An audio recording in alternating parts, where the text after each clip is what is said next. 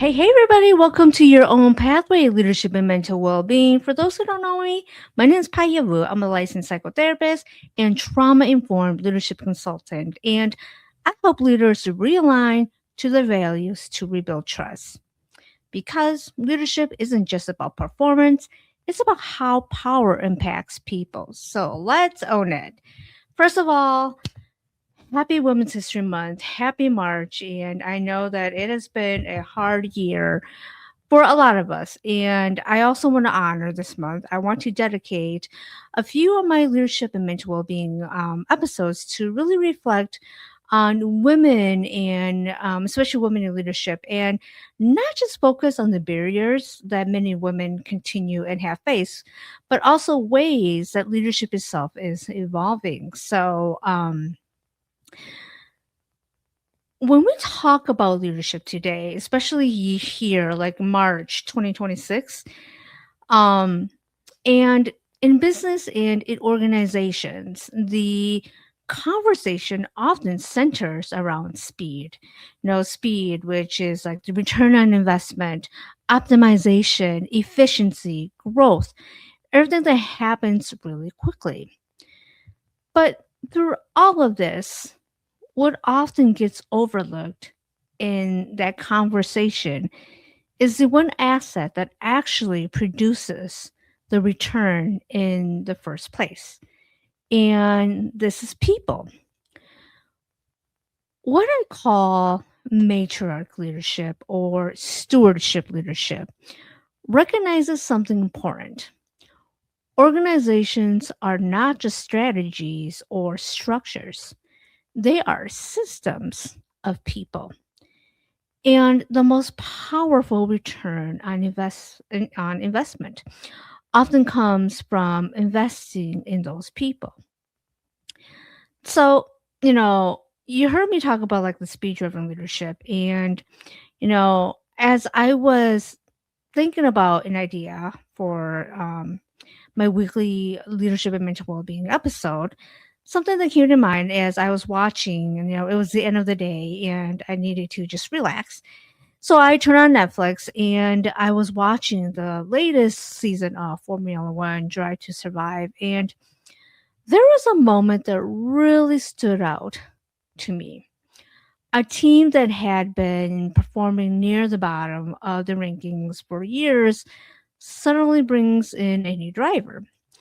And almost immediately, the expectation becomes, oh, we should be in the top five this season. And I remember thinking to myself, gosh, no wonder why everyone is stressed. No wonder why teams become depleted. When leadership expects overnight transformation from systems that have struggled for years, the pressure falls entirely on the people inside that system.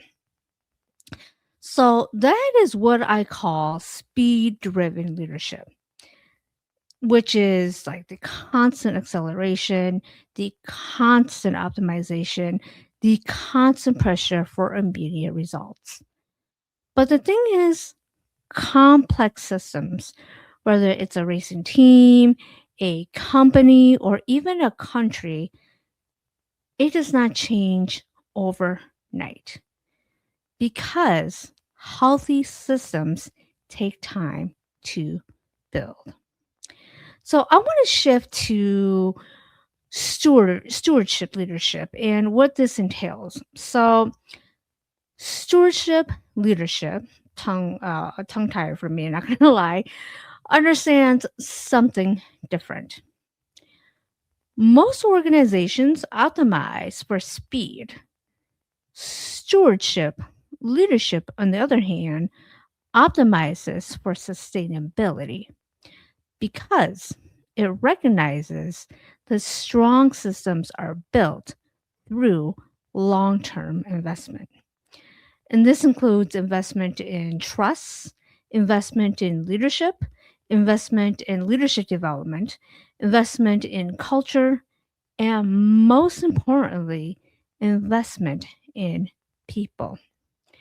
Because the people inside an organization are the ones who execute the strategy, builds the products, serves the clients, and sustains the culture, which leads to a very important realization. People are not the cost of an organization.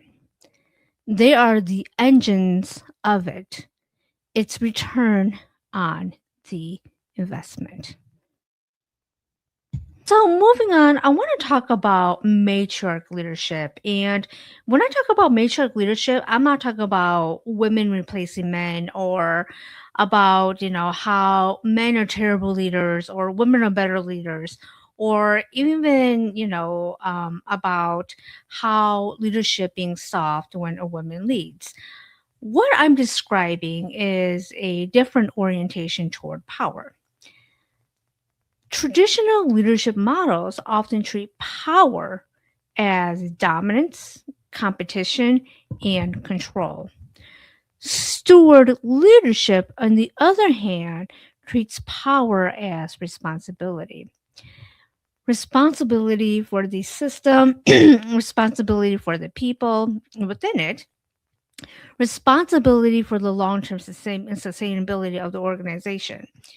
And as I'm saying all this, I think of Spider-Man. I think with Spider-Man, for those who are watching this, correct me in the comment section if I'm not choosing the right superhero. But I remember, it's like Spider-Man, where great power comes great responsibility. And this type of leadership recognizes that when people are supported, developed, and invested in, the entire system becomes stronger. So, I want to give examples of this. First, let's start at the corporate leadership level. We can see this philosophy in the corporate world. And for this example, I'm going to talk about Lena Nair, the current CEO of Chanel. And Nair came to Chanel after years of leading global human resources and organizational culture at Unilever. What made her appointment very notable was her strong emphasis on people, and especially centered around people leadership. In interviews that I've seen her also, she has spoken openly about investing in employee culture, leadership development, and understanding that employees are the heart of the organization. Often luxury brands are focused on the product, the prestige, and the brand power. But stewardship leadership recognizes that the people building the brand are the ones who ultimately sustain its longevity. And that is investing in people, which strengthens the foundation of the entire organization. Another example that I want to talk about is at national, or for me, international leadership. And we see this pattern in the politics as well. And for this example, I want to talk about Jacinda Ardern, who is the former Prime Minister of New Zealand. And under her leadership, it gained a lot of global attention because I think during COVID, she gained a lot of attention because she emphasized public well being, she emphasized trust, and collective stability. Her leadership style balanced decisive action with empathy and strong communication during moments of national crisis. And what really stood out about her leadership was her approach was not just about policy decisions um, or her policy decisions, but how she approached leadership as responsibility for the well being of the broader system and especially her people. So that's another example of steward leadership in practice right there. So for me, the next section I feel is really the heart of this episode is the return or the ROI of investing in people. And organizations, constantly talk about return on investment, ROI. But stewardship, leadership asks a different question. What happens when the investment is people?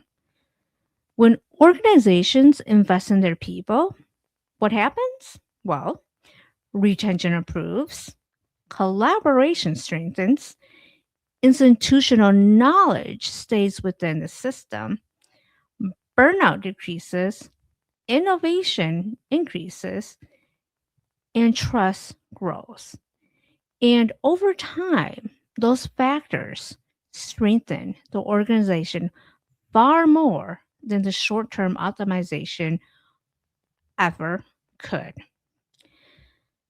Because when people are healthier, supported, and equipped with the tools they need, and this could be financial, emotional, psychological, or professional, the entire system becomes stronger. So, the future of leadership may not be about who holds power. It may be about how power is understood.